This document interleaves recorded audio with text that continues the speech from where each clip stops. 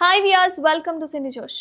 బాహుబలి తర్వాత ప్రభాస్ రేంజ్ ఏ స్థాయిలో మారిపోయిందో తెలియజేసే చిత్రం కల్కి. అయితే నాగ్ అశ్విన్ దర్శకత్వంలో తెరకెక్కిన ఈ ఫ్యూచరిస్టిక్ డ్రామాలో అమితాబ్ బచ్చన్, కమల్ హాసన్, దీపికా పదుకొనే కీలక పాత్రలు అయితే పోషిస్తున్నారు. తొలుత ఈ చిత్రాన్ని మే 9న విడుదల చేయాలని అనుకున్నప్పటికీ కూడా సీజీ వర్క్ పెండింగ్ ఉండడంతో జూన్ 27న ప్రేక్షకుల ముందుకు తీసుకొచ్చారు. మరి దాదాపు 600 కోట్ల రూపాయలతో తెరకెక్కించిన ఈ most expensive Indian movie audience ను ఏ మేరకు అలరించిందో ఒకసారి చూద్దాం.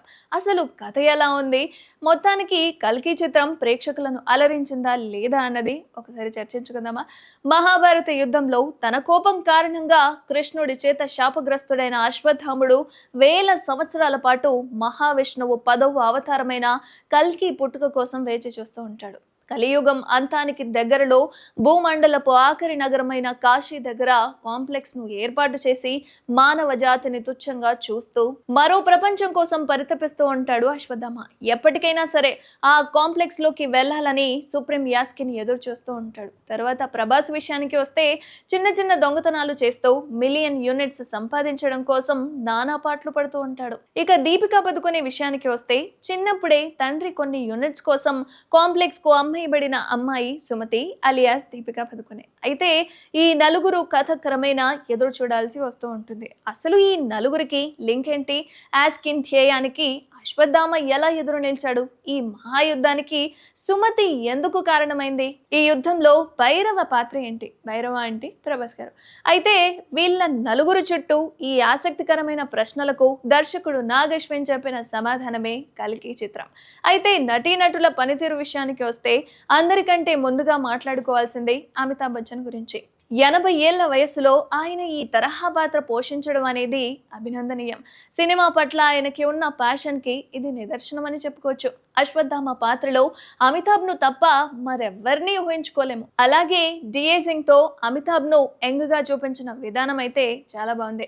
రెబల్ స్టార్ అభిమానులు ఎంతగానో మిస్ అవుతున్న ప్రభాస్ లోని కామెడీ యాంగిల్ అయితే ఈ సినిమాలో పూర్తి స్థాయిలో పండించారు. అలాగే ప్రభాస్ కి ఇచ్చిన ఎలివేషన్స్ కూడా చాలా బాగున్నాయి. మొత్తానికి కల్కి పార్ట్ 1లో ప్రభాస్ పాత్ర నివిడి తక్కువగానే చెప్పాలి. అయితే సెకండ్ హాఫ్ లో మాత్రం ప్రభాస్ ను కర్ణగా ఎలివేట్ చేసిన విధానం అయితే ఆడియన్స్ కు చాలా నచ్చింది అండ్ ఫ్యాన్స్ కి మంచి కిక్ అయితే అందించింది. మరోపక్క సీన్ పడి ఉంటే బాగుండేది అనుకునే లేపు ప్రభాస్ గబుక్కున బుజ్జితో పాటు మాయమైపోయాడు. దీపికా పదుకొనే మంచి బరువైన పాత్రలో ఆకట్టుకుంది. ఆమె నటన, హావభావాలు పాత్రను చక్కగా ఎలివేట్ చేశాయి. తెలుగు చిత్ర పరిశ్రమ స్థాయికి పెంచే సినిమా కల్కి. తదుపరి భాగాలు ఎప్పుడు విడుదలైతాయి అనేది ప్రస్తుతానికి క్లారిటీ లేదు. కాబట్టి కల్కి సినిమాటిక్ యూనివర్స్ లో వచ్చిన ఈ మొదటి భాగాన్ని విజువల్స్, నాగ్ అశ్విన్ విజన్ కోసం ఖచ్చితంగా సినిమా చూడాల్సిందే. మొత్తానికి పార్ట్ 1, పార్ట్ 2 ఎంత అందంగా చిత్రీకరించాడు నాగ్ అశ్విన్ అనేది, అదేవిధంగా నటీనటులు ఎవరైతే ఉన్నారో ప్రభాస్ కావచ్చు, అమితాబ్ బచ్చన్ కావచ్చు, పదుకొనే కావచ్చు అండ్ కమల్ హాసన్ కావచ్చు, వీళ్ళ నలుగురి నటనతో కల్కి సినిమా ఖచ్చితంగా హిట్ కొడుతుందనే చెప్పుకోవాలి. మరిన్ని అప్డేట్స్ కోసం చూస్తూనే ఉండండి సినీ జోష్.